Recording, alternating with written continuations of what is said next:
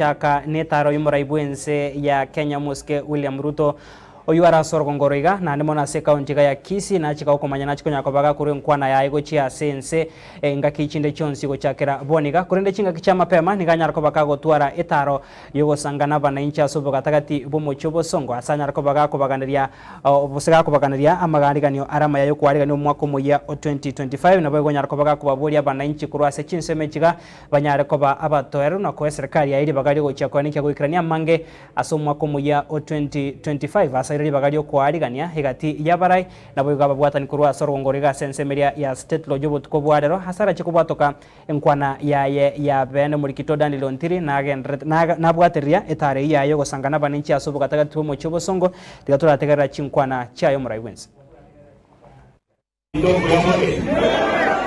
Bwana Yesu asifiwe.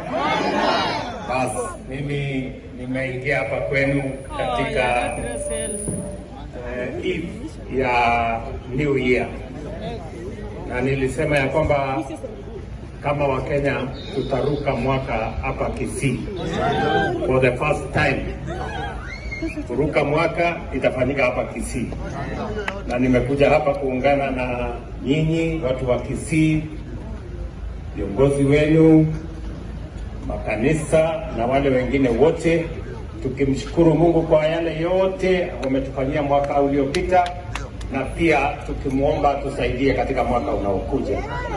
Na mimi nataka niwashukuru sana, mmefanya bidii, mmezalisha chakula, mmefanya biashara na Kenya inasonga mbele. Mengi mimi nitasema tukionana baadaye. Sawa sawa? Mtakuja kwa yeye. Mimi hapa tu.